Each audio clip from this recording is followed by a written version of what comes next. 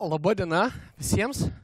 Turėčiau paklausti, kaip jaučiatės po to, kai išklausė tiek kalbų, tiek kalbėtojų? Gerai jaučiatės, puikiai, smagu girdėti. Viena tokia smulki aplinkybė. Aš asmeniškai stovėdamas backstage ir laukdamas savo pranešimo, lygiai taip pat galvojau, kaip reikės stovėti čia ir jums pranešinėti tai, ką galvoju. Tai, kaip jums buvau suplanavęs pranešti ir noriu jūsų paklausti vienos smulkmenos. Tai yra, pamėginkit įsivaizduoti pasaulį be tokių žmonių kaip Martinas Lutheris Kingas, be tokių žmonių kaip Steve'as Jobsas, be tokių žmonių kaip Markas Zuckerbergas motina Teresė ar tas pats Tomas Edisonas. Ir mano klausimas jums būtų taip pat, kas galbūt žino, kodėl mano kalba vadinasi visiškai slaptai. Niekas nežino. O įdomu?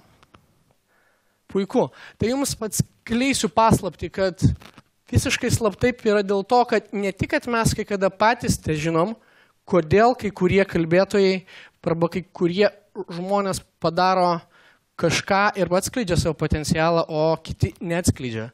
Tai vat, šita paslaptis mane ir intrigavo. Ir kita smulkmena tai yra, kad tai yra tik hipotezė. Ir kad realiai viskas, ką mes darome, susideda tik iš hipotezių.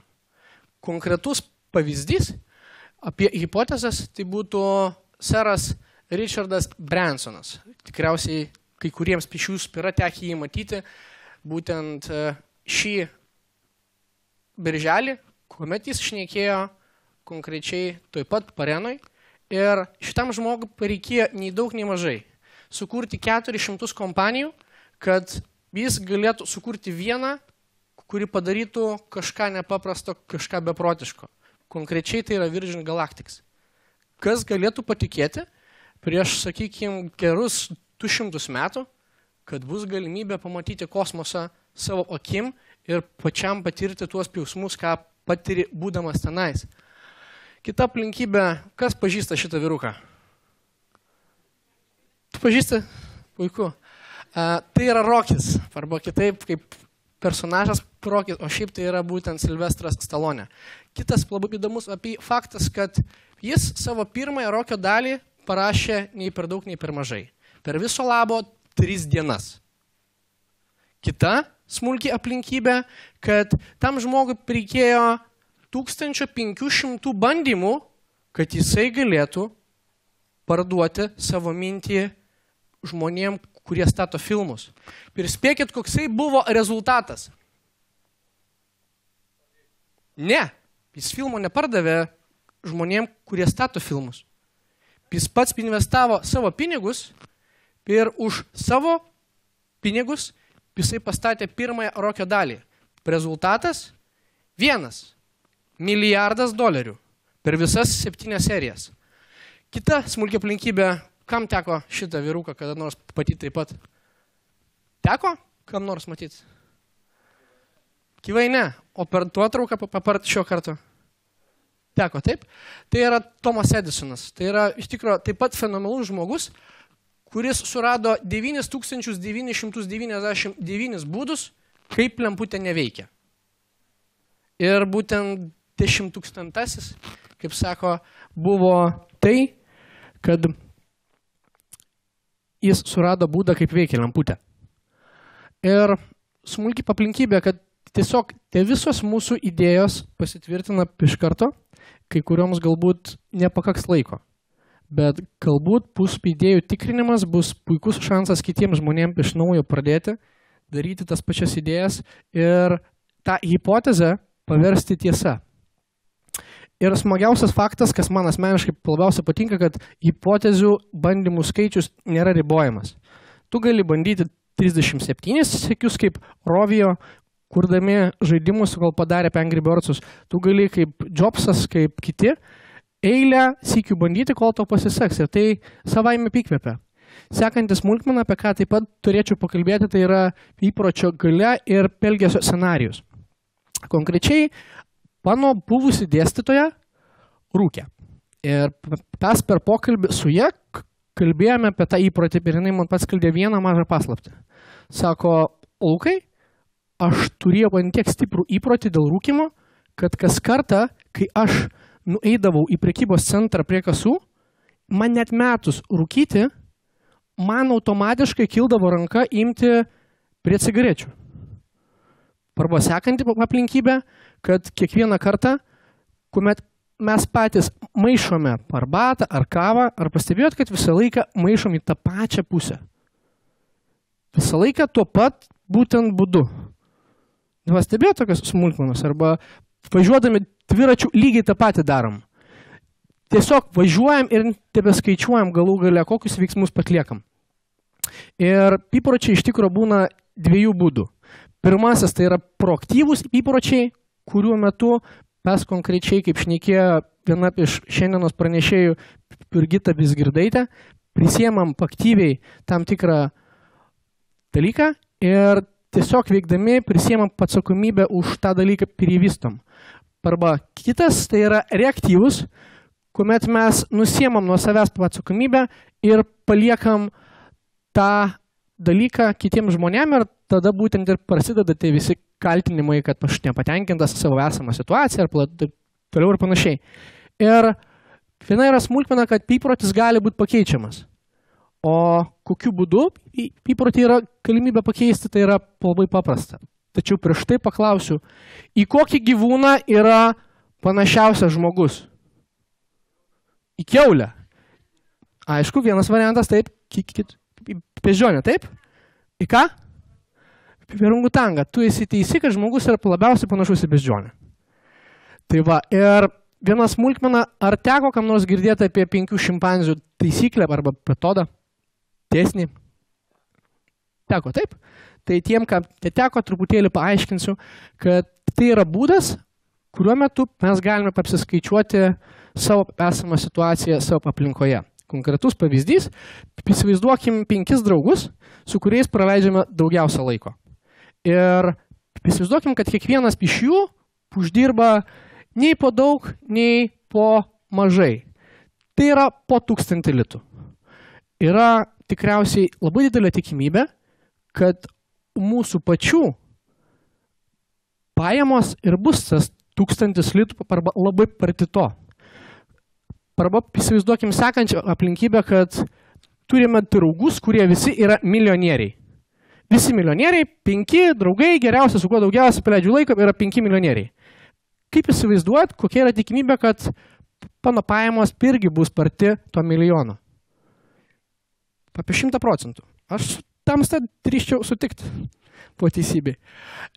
Ir kokia esmė turėti galų gale tas 5 efektyvias beždžionės šalia savęs. Esmė yra ta, kad mes turime žmonės, kurie mums pastoviai spardo į vietą, kurios jūs šiandien praleidote didžiąją dalį dienos. Ir, kaip sakyt, kiekvienas iš tų žmonių, nepriklausomai kokia tai būtų sritis, ar tai būtų sveikata, ar tai būtų meilė, ar tai būtų pinigai, mes turime tą patį koeficientą, tą patį vidurkį, kokį turi mūsų aplinka. Dėl to iš tikrųjų yra tebereikalo sakoma, pasakyk, kas tavo draugai, pasakysiu, kas tu. Nes taip perliai atspindi tą taisyklę. Ir mes sužinojom tokias smulkmenas, kaip galų gale pakeisti tą įprotį pas save, tai yra pakeisti aplinką. Pakeisti žmonės ir į savo aplinką įsitraukti tuos žmonės, kurie turi sėkmingesnius arba geresnius rezultatus. Tačiau yra ir kita teorija, tiesiogiai papildanti šią, tai yra 100-osios beždžionės efektas. Ar kam nors yra tekę apie šią teoriją girdėti? Nėra? Labai fainai. Tai paprasta yra situacija. Konkrečiai, tai buvo vėlus 70-ieji ir vėlais 70-aisiais Japonijai Kosimos saloje Lorenzas Blairas ir Leilas Watsonas, ne Watsonas neseklys, mokslininkas, sumastė padaryti tokį eksperimentą. Šerti beždžionės tos salos tik bulvėmis. Jie šėrė piestomis bulvėmis ir rezultatas tas, kad beždžionėms labai patiko tos bulvės, tik buvo viena smulkmena. Jos jums buvo metamos ant smėlio. O beždžionėm, kaip sakyt, smėlis tai labai skanus. ingredientas prie tų patiekalų, kaip sakyt, ir jos beždžionės, viena iš tų beždžionių, tai yra Imo, sugalvojo sprendimą šitam dalykui, jinai pradėjo plaut bulves, kurias valgo. Rezultatas yra tas, kad ta pati beždžionė išmokė savo bendruomenės narės plauti bulves. Čia atrodo smulkmena ir natūralu, tačiau pats smagiausias faktorius yra tas, kad beplaudama tas bulves, visa bendruomenė nejučiom kažkokiu fenomenaliu būdu išmokino kitoje saloje esančias beždžionės plauti bulves. Nors viena su kita neturėjo jokios sąsajos. Ir staiga pastebėta buvo, kad kitoje saloje esančios beždžionės viena su kita neturinčios jokios sąsajos plauna bulves. Ir atsakymas, kodėl tai vyksta, tai yra žmogaus informacinis laukas, arba šiuo atveju gyvūno, kaip ir kiekvieno iš pusių, arba kolektyvinis mąstymas. Ir kitas pavyzdys, kuriame taip pat būtų galima pasitelkti tą patį šimtosios beždžionės metodą, tai yra ugnis. Kiekvienas tikriausiai žinote, kad ne visada, kuomet žmogus gimė, evoliucionavo, jis visą laiką valgė keptą mėsą. Jis buvo tokių atvejų, kai valgydavo tiesiog žalią, taip? Ir staiga kažkuris taip iš vienas tų mūsų protėvių pradėjo kepti mėsą. Ilgainiui tai taip pat Vilniuje per visą jo bendruomenę, per kaiminę bendruomenę ir per visą pasaulį. Ir šiandien mes visi valgome keptą mėsą.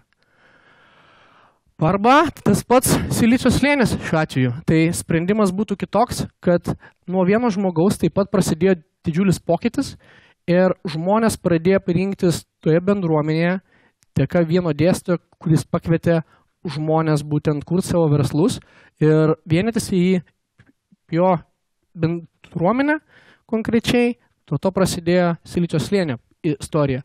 Ir atsakymas į klausimą apie tai, kodėl tai buvo visiškai slaptai, nes šie punktai realiai atskleidžia tai, kaip mes galime atskleisti savo potencialą.